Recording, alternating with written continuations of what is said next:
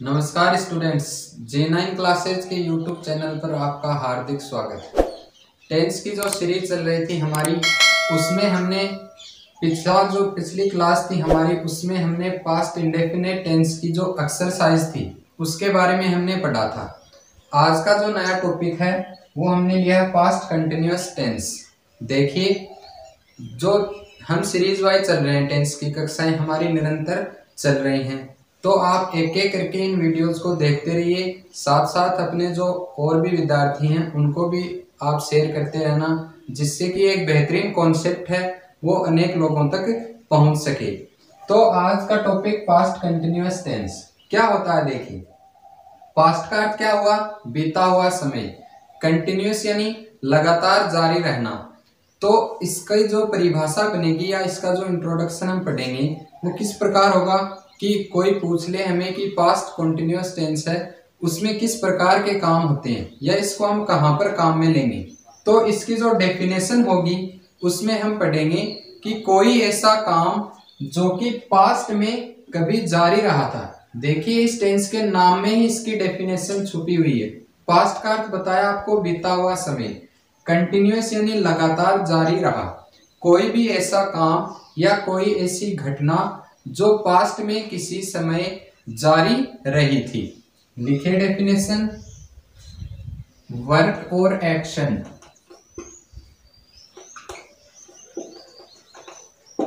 कोई काम या कोई स्थिति या कोई इवेंट यानी घटना। वर्क, एक्शन और इवेंट कंटिन्यूड sometime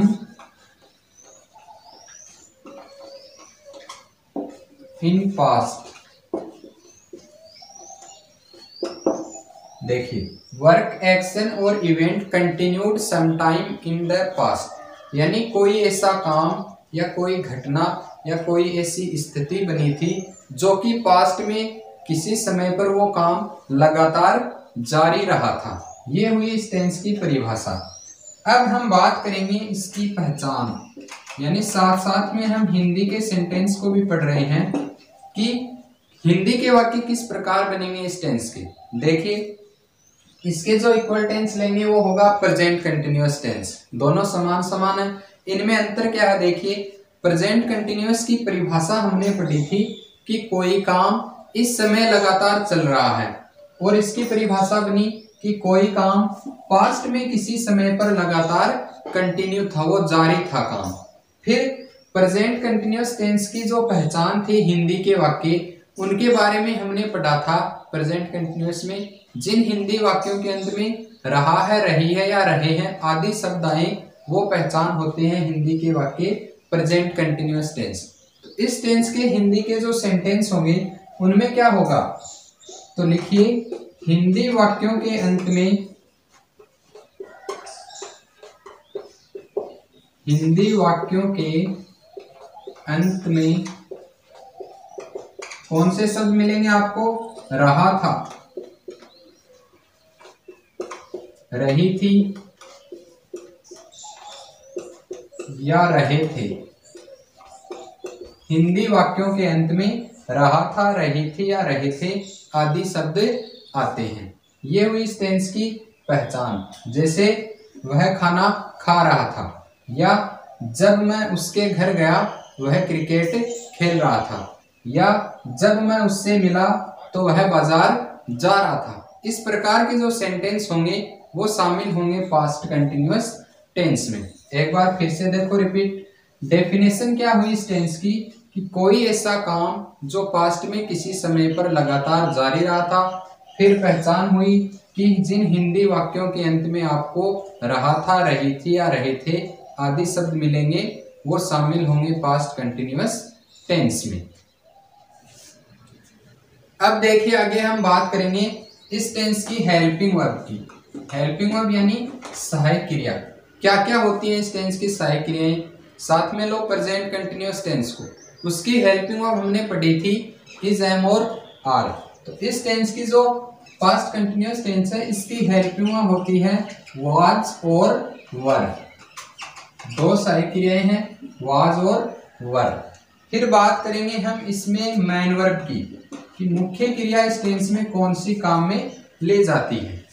देखिए मैन वर्ब मैंने आपको बताया था जब प्रेजेंट कंटिन्यूअस टेंस पढ़ा था या फिर जब प्रेजेंट परफेक्ट कंटिन्यूअस टेंस हमने पढ़ा था कि कोई भी टेंस हो और जिसमें कंटिन्यूअस नाम आ रहा हो, कंटिन्यूअस या प्रोग्रेसिव टेंस भी बोलते हैं इसे, तो हम वहां पर वर्ब की फोर्थ फॉर्म काम में लेते हैं। मैन वर्ब की फोर्थ फॉर्म ये कौन सी फॉर्म होती है, इसमें जुड़ता है, देखिए मैन वर्ब की फर्स्ट फॉर्म के साथ हम इसमें आईएनजी जोड़ते हैं और वो फॉर्म कहलाती है मैन वर्ब की फोर्थ फॉर्म। ध्यान में रखना जो भी कंटिन्यूअस टेंस हो, चाहे वो प्रेजेंट का हो या पास्ट का हो या फिर फ्यूचर का हो, तो वहां पर हम मैन वर्ब की फोर्थ फॉर्म काम में लेते हैं।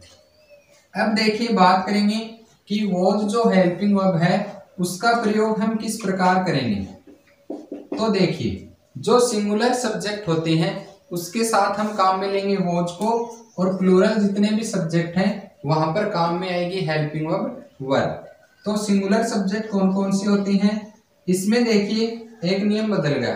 पीछे जितने भी टेंस पढ़े हमने वहां पर हमने जो आई सब्जेक्ट होता है उसके साथ में हम प्रत्येक टेंस की जो प्लूरल वाली हेल्पिंग वर्ब होती है वो काम में ली थी, लेकिन इस टेंस में आई के साथ सिंगुलर हेल्पिंग वर्ब काम में आएगी। आई, इसके बाद थर्ड पर्सन वाले सब्जेक्ट ही, सी और इट, या इनके अलावा बात करेंगे कोई भी सिंगुलर सब्जेक्ट हो चाहे वो नाउन हो।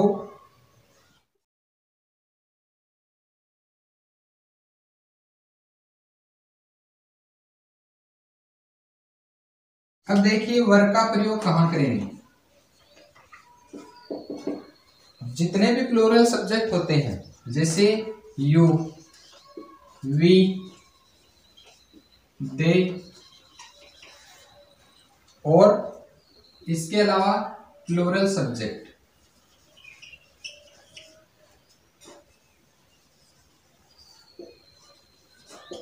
इनके साथ हम काम में लेंगे हेल्पिंग वर्ब। देखिए फिर से हेल्पिंग वर्ब होती है इस टेंस की वाज और वर।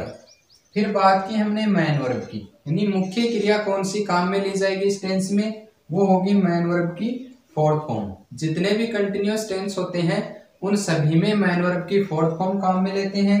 फिर देखिए हेल्पिंग वर्ब का प्रयोग किस प्रकार करेंगे, वॉज का प्रयोग होगा जितने भी सिंगुलर सब्जेक्ट हैं प्लस में इसमें जुड़ गया है आई, तो इन सभी के साथ वॉज, जैसे आई, ही, सी, इट, इनके अलावा जितने भी सिंगुलर सब्जेक्ट हैं उनका प्रयोग वॉज के साथ। वर हेल्पिंग वर्ब काम में लेंगे हम प्लूरल सब्जेक्ट जैसे यू, वी, दे और इनके अलावा जितने भी प्लूरल सब्जेक्ट हैं उनके साथ में हम वर हेल्पिंग वर्ब काम में लेंगे। आगे हम बात करेंगे इस टेंस के सेंटेंसेज, यानी वाक्य किस प्रकार होते हैं और उनके पैटर्न किस प्रकार के होते हैं। सबसे पहले जो सेंटेंस होता है कोई भी टेंस हो वो हम पढ़ते हैं उसमें अफर्मेटिव सेंटेंस, या हम इसको पॉजिटिव या सिंपल सेंटेंस भी बोलते हैं, यानी हिंदी में बोले तो साधारण वाक्य। इसका पैटर्न किस प्रकार बनेगा, सबसे पहले सब्जेक्ट, फिर हेल्पिंग वर्ब क्या होती है इस टेंस की, वॉज और वर्ब, उसके बाद मैन वर्ब बताइए आपको इस टेंस में वर्ब की फोर्थ फॉर्म, मैन वर्ब की फोर्थ फॉर्म, या फिर हम इसको यदि आपको ध्यान में नहीं रहे तो आप लिख सकते हो मैन वर्ब की फर्स्ट फॉर्म के साथ ING, subject plus helping verb plus main verb, इसके आगे आएगा ऑब्जेक्ट, ऑब्जेक्ट के बाद में हम काम में लेंगे एडवर्ब, एडवर्ब यानी क्रिया विशेषण शब्द, अदर वर्ड। ये बन गया पैटर्न अफर्मेटिव सेंटेंस। यदि आपने ये एक पैटर्न याद कर लिया चाहे कोई भी टेंस हो, इनके अलावा जितने भी सेंटेंस होते हैं सारे पैटर्न यहीं से निकलेंगे। दूसरा सेंटेंस हम पढ़ेंगे नेगेटिव सेंटेंस, नेगेटिव यानी नकारात्मक वाक्य। सबसे पहले सब्जेक्ट, फिर हेल्पिंग वर्ब। अब देखिए नेगेटिव है तो इसके अंदर हम नोट का प्रयोग जरूर करेंगे, हेल्पिंग वर्ब और मैन वर्ब के बीच में नोट लगाएंगे। मैन वर्ब की फोर्थ फॉर्म प्लस आगे वही ऑब्जेक्ट, फिर एडवर्ब और अंत में अदर वर्ड्स। ये हुआ नेगेटिव सेंटेंस। क्या चेंज हुआ इसमें? सिर्फ नोट। कहाँ लिया इसको काम में? हेल्पिंग वर्ब और मैन वर्ब के बीच में नोट। अगला सेंटेंस है इंट्रोगेटिव यानी प्रश्नवाचक वाक्य। कितने टाइप के पढ़े हमने? 2। कौन कौन से? एक तो जो हेल्पिंग वर्ब से शुरू होते हैं और दूसरा WH वर्ड। सबसे पहले देखिए हेल्पिंग वर्ब का। जो वाक्य हेल्पिंग वर्ब से शुरू होगा उसमें सबसे पहले हम हेल्पिंग वर्ब लगाएंगे वाज एंड वर, फिर सब्जेक्ट। सब्जेक्ट के बाद में आगे पैटर्न सेम, मैन वर्ब की फोर्थ फॉर्म प्लस ऑब्जेक्ट, फिर एडवर्ब, अदर वर्ड और अंत में क्वेश्चन मार्क। फिर बात करेंगे WH वर्ड का पैटर्न। उसमें देखो क्या चेंज होगा। यदि हेल्पिंग वर्ब का पैटर्न आपने नोट कर लिया तो इसके शुरुआत में जो हेल्पिंग वर्ब वाला पैटर्न था उसके शुरुआत में हम WH वर्ड जोड़ देंगे जो भी वाक्य में दिया हुआ है, फिर आगे वही हेल्पिंग वर्ब वाला पैटर्न। सबसे पहले WH वर्ड, फिर आएगी हेल्पिंग वर्ब, फिर आएगा सब्जेक्ट। सब्जेक्ट के तुरंत बाद में हम काम में लेंगे मैन वर्ब की फोर्थ फॉर्म, फिर वही ऑब्जेक्ट, फिर एडवर्ब और अदर वर्ड के साथ क्वेश्चन मार्क। ये पैटर्न बना WH वर्ड का। अब देखिए आगे एक सेंटेंस हो रहा है इंट्रोगेटिव नेगेटिव सेंटेंस। ये किस प्रकार होता है? इसमें सबसे पहले आएगी हेल्पिंग वर्ब, फिर इसमें काम में लेंगे हम सब्जेक्ट। सब्जेक्ट के तुरंत बाद में आएगा नोट। ध्यान में रखना, मैंने आपको बताया था कि जो भी इंट्रोगेटिव नेगेटिव सेंटेंस होते हैं उनमें नोट का प्रयोग हम सब्जेक्ट के तुरंत बाद में करेंगे। नोट के बाद मैन वर्ब की फोर्थ फॉर्म, इसके बाद ऑब्जेक्ट प्लस एडवर्ब, अंत में अदर वर्ड और इसके साथ क्वेश्चन मार्क। ये पैटर्न हुआ इंट्रोगेटिव नेगेटिव सेंटेंस का। फिर अगली बात करेंगे हम इस टेंस की जो एडवर्ब्स होती हैं। देखिए ऐसे शब्द जो समय को बताएं और जिससे हमें पता चले कि ये काम है वो पास्ट में जारी रहा था। कौन कौन सी होती हैं एडवर्ब इस टेंस की? एट दैट टाइम,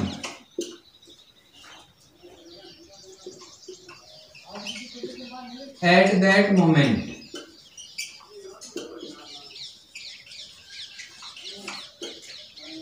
फिर 2-3 शब्द और हैं जैसे व्हेन या वाई,